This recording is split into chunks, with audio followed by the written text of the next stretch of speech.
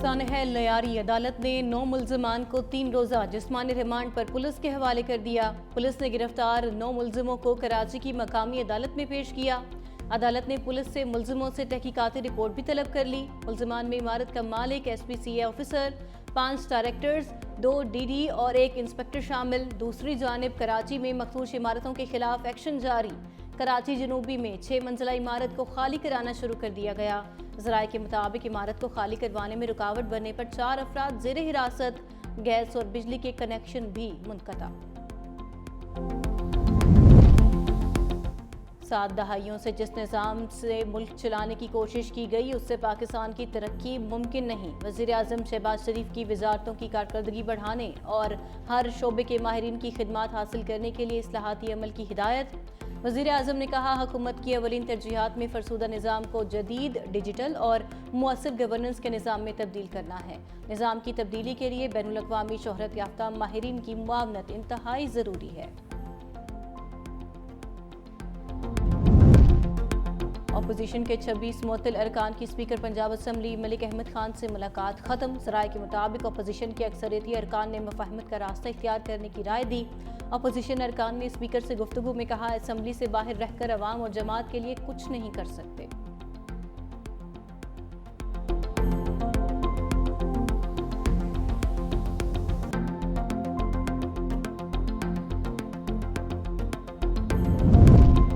Supreme court کے justice اطہر من اللہ کا پولیس کے رویے پر سخت فیصلہ۔ جسٹس اطہر من اللہ نے قتل کے ملزم سیتا رام کی بریت کی اپیل منظور کر لی۔ سپریم کورٹ نے شک کا فائدہ دے کر ملزم سیتا رام کو بری کر دیا۔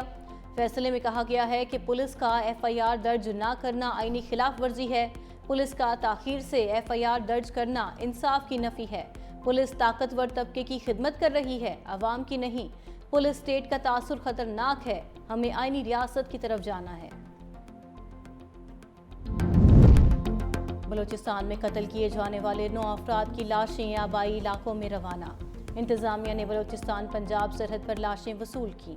فتنہ ہندوستان نے دہشت گردوں نے لورالائی میں پنجاب سے تعلق رکھنے والے 9 مسافروں کو بسوں سے اتار کر بے دردی سے قتل کر دیا۔ باپ کے جنازے میں شرکت کے لیے آنے والے 2 بھائی جابر اور عثمان کا تعلق لودھرا کی تحصیل دنیا پور سے تھا۔ محمد عرفان کا تعلق ڈی جی خان، صابر گجرانوالا، محمد آصف مظفر گڑھ، غلام سعید کا تعلق خانیوال، محمد جنید کا تعلق لاہور، محمد بلال کا اڈک اور بلاول کا تعلق گجرات سے تھا۔ اداکارہ حمیرہ اصغر کی موت 8 سے 10 ماہ قبل ہوئی۔ پوسٹ مارٹم رپورٹ سامنے آ گئی۔ رپورٹ میں انکشاف کیا گیا کہ لاش گلنے سڑنے کی آخری مراحل میں تھی۔ حمیرہ کے جسم پر تشدد یا زبردستی کے کوئی واضح نشانات نہیں ملے۔ ہڈیوں میں کوئی فریکچر یا چوٹ نہیں پائی گئی۔ بالوں اور کپڑوں کے ٹکڑے کیمیائی تجزیے کے لیے بھیج دیے گئے۔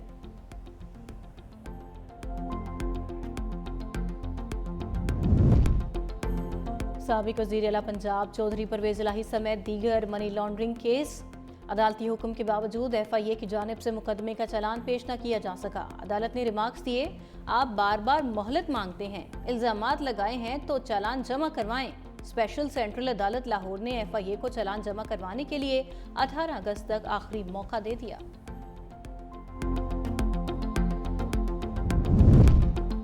اور سانحہ 9 مئی میں بڑی پیش رفت۔ انسداد دہشت گردی عدالت لاہور کا شاہ محمود قریشی، سابق گورنر عمر سرفراز چیمہ اور میاں محمود الرشید کی درخواست ضمانت خارج کرنے کا حکم۔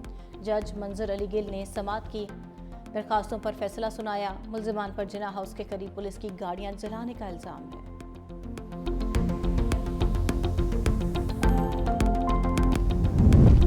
اسلام آباد کے علاقے ماڈل ٹاؤن ہومو کے قریب فیکٹری میں خوفناک آتش زدگی، دھماکے کے بعد آسمان پر گہرے سیاہ بادل چھا گئے۔ 10 سے زائد فائر بریگیڈ کی گاڑیوں نے 3 گھنٹے بعد آگ پر قابو پا لیا۔ ریسکیو حکام کے مطابق آگ ایئر کنڈیشن تیار کرنے والی فیکٹری میں لگی، وجہ معلوم نہ ہو سکی۔ حادثے میں کوئی جانی نقصان نہیں ہوا۔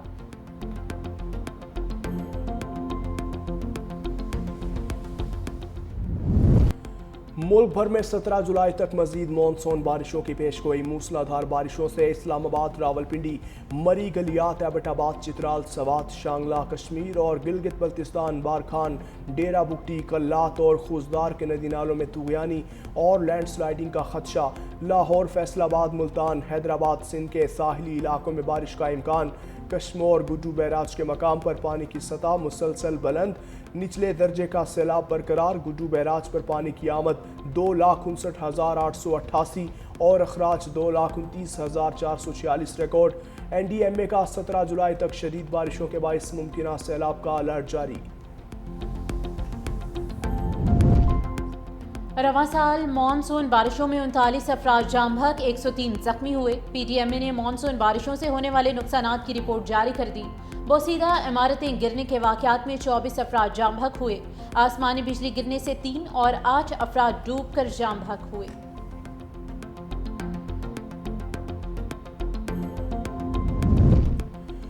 ضلع کرم کے علاقے گندال میں گاڑی گہری کھائی میں جا گری، 7 افراد جاں بحق، 2 شدید زخمی ہو گئے۔ پولیس کے مطابق گاڑی موڑ کاٹتے ہوئے حادثے کا شکار ہوئی۔ ہسپتال میں زیر علاج زخمیوں کی حالت تشویشناک۔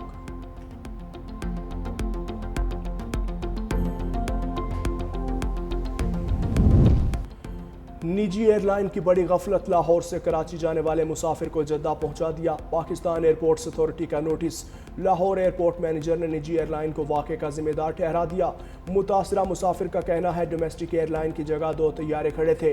طیارے میں سوار ہونے کے بعد ایئر ہوسٹس کو ٹکٹ بھی دکھائی تھی۔ ایئر ہوسٹس کا فرض تھا کہ بتائے میں غلط طیارے میں ہوں، میرے پاس پاسپورٹ اور ویزا بھی نہیں تھا۔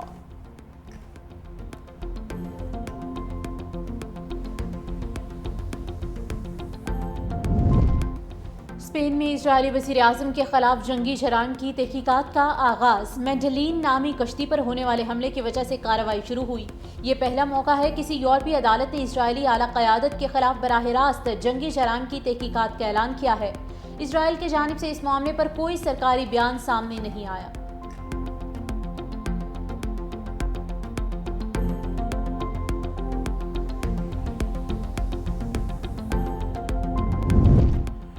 سعودی حکومت نے ملک کی تاریخ میں پہلی مرتبہ غیر ملکیوں کو جائیداد خریدنے کے قانون کی منظوری دے دی۔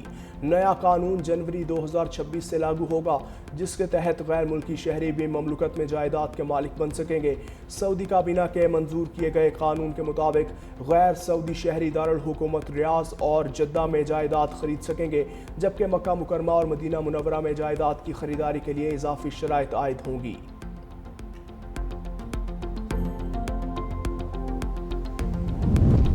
متحدہ عرب امارات کا ملک میں کرپٹو کرنسی کے فروغ کے لیے بڑا اقدام۔ اماراتی ایئر لائن کا ٹکٹ اب کرپٹو کرنسی سے بھی خریدا جا سکے گا۔ اماراتی ایئر لائن کا عالمی کرپٹو حکام سے معاہدہ طے پا گیا۔ معاہدے کے تحت ایئر لائن کے ٹکٹ کی خریداری میں کرپٹو کرنسی کا استعمال ہو سکے گا۔ دبئی کے حکام کے مطابق نہ صرف اماراتی ایئر لائن کے ٹکٹ کی خریداری کے لیے کرپٹو کرنسی قبول ہوگی، بلکہ دبئی ایئرپورٹ پر ڈیوٹی فری میں بھی کرپٹو سے شاپنگ ممکن ہو سکے گی۔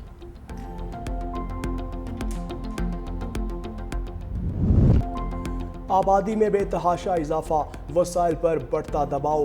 آج دنیا بھر میں ورلڈ پاپولیشن ڈے منایا جا رہا ہے۔ ورلڈ پاپولیشن ڈے کا مقصد ایک متوازن اور پائیدار مستقبل کی جانب توجہ مبذول کرانا ہے۔ تعلیم، آگاہی اور خاندانی منصوبہ بندی سے ہی اس چیلنج کا حل ممکن۔ آصفہ بھٹو کا ملک بھر کے عوام کو بااختیار بنانے کے لیے قومی سطح پر نئے عزم کا مطالبہ۔ اپنے پیغام میں کہا، آج کا دن اعداد و شمار پیچھے چھپے ہوئے انسانوں کی زندگیوں اور کہانیوں کی یاد دلاتا ہے۔ اس بات کو یقینی بنانا ہوگا کہ ہر ماں صحت مند اور ہر بچہ محفوظ ہو اور ہر خاندان کو ترقی کرنے کا موقع ملے۔ بھارت کی کھیلوں سے دشمنی، RSS کی پاکستانی ہاکی ٹیم کو دھمکیاں، سوشل میڈیا پر پاکستانی کھلاڑیوں کی تصاویر لگا کر دھمکانے لگے۔ قومی ہاکی ٹیم کو بھارت میں انٹری کی اجازت، گودی میڈیا کو ایک آنگ نہ بھائی۔ بھارتی میڈیا نے زہر اگلنا شروع کر دیا۔ چیئرمین یوتھ پروگرام رانا مشہود کہتے ہیں، بھارت روانگی سے پہلے سیکیورٹی صورتحال کا جائزہ لیں گے، مطمئن نہ ہوئے تو ٹیم کو خطرے میں نہیں ڈالیں گے۔ ایشیا ہاکی کپ 27 اگست سے بھارت میں شروع ہوگا۔